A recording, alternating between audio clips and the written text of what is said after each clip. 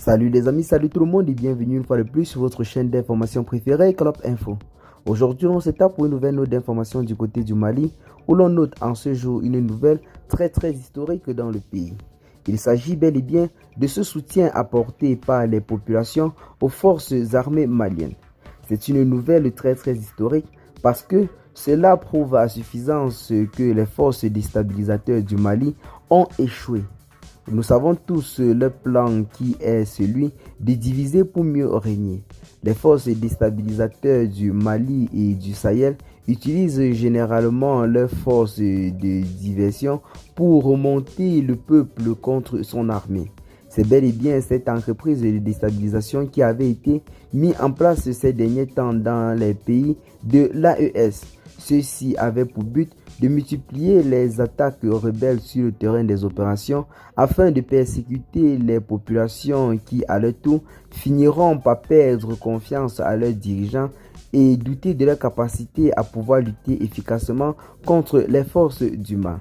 Chose qui, en ce jour, n'a visiblement pas marché lorsque l'on observe cette manifestation qui a été organisée dans le pays pour soutenir les forces armées maliennes.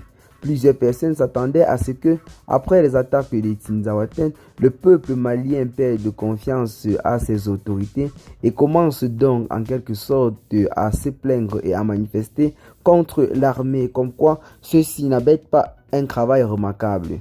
Mais loin de là, le peuple continue toujours de rester soudé et uni derrière son dirigeant ainsi que derrière son armée. C'est là en ce jour une nouvelle très historique pour le pays. En effet, nous avons la population de Koutiala qui est sortie massivement hier matin pour apporter son soutien aux forces armées maliennes et aux autorités de la transition suite à l'attaque perpétrée dans la localité de Tinzaouaten. La marche de soutien qui a vu la participation des Burkinabés et Nigériens vivant dans cette localité a été couplée à une séance de don de sang au profit de nos forces de défense et de sécurité. La marche a mobilisé toutes les couches de la capitale de l'or blanc.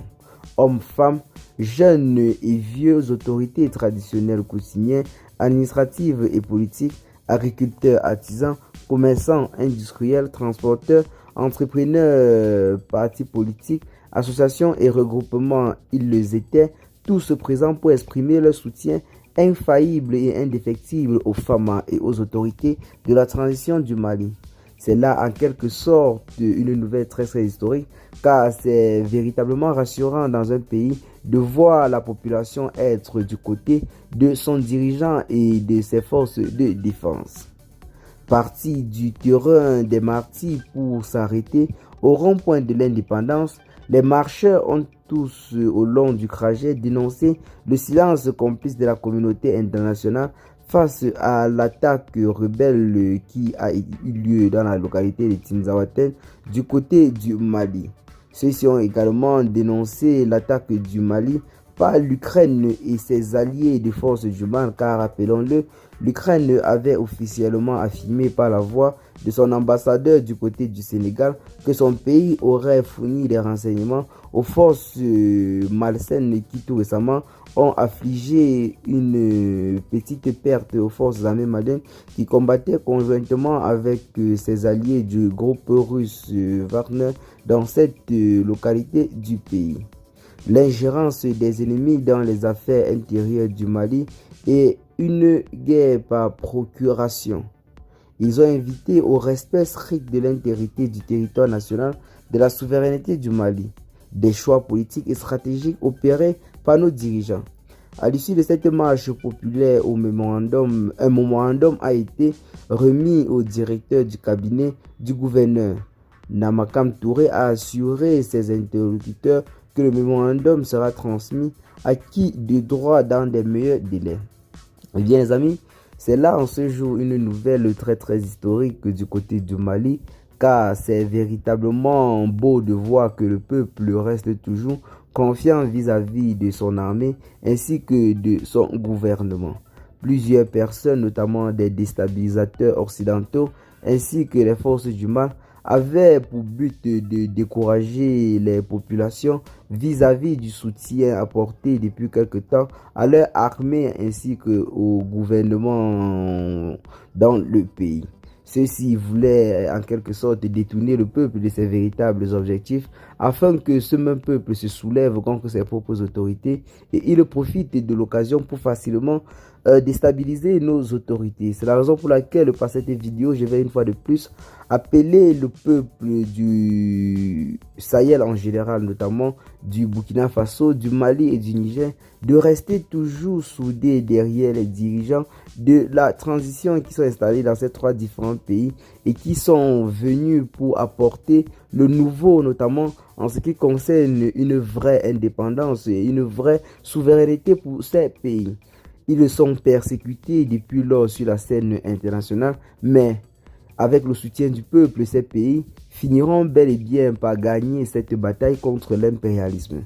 Eh bien les amis, si on se joue une nouvelle très historique dans le pays et nous lançons une fois de plus un appel fort au gouvernement de toujours rester fidèle à son peuple et de mettre en œuvre tous les moyens pour lutter contre ces forces du mal ainsi que pour faire progresser le pays sur le plan économique, financier ainsi que militaire. C'est là en quelque sorte une très bonne nouvelle que nous tenons à saluer. C'est la preuve que nos dirigeants aujourd'hui bénéficient encore beaucoup du soutien du peuple. Rappelons-le, dans un État, la force revient au peuple. Et tant que le peuple a dit oui, personne ne peut dire non.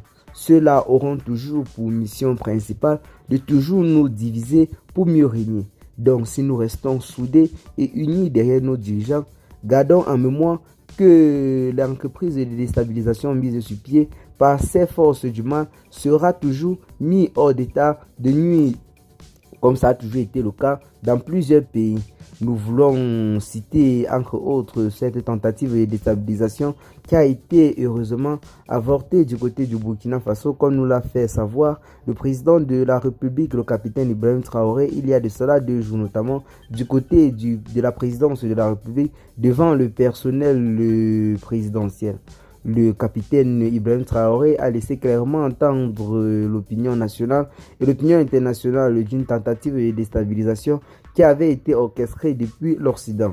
Ceci visait en quelque sorte à retourner les populations, comme je vous ai dit, contre les dirigeants, notamment à travers les médias mensongers qui depuis quelque temps notamment ne cessent de proliférer des informations visant en quelque sorte à séparer le peuple ou alors à faire en sorte que le peuple perde confiance à son dirigeant, notamment en multipliant les attaques rebelles dans le pays, afin que les populations se sentant menacées décident de se retourner contre ses propres autorités.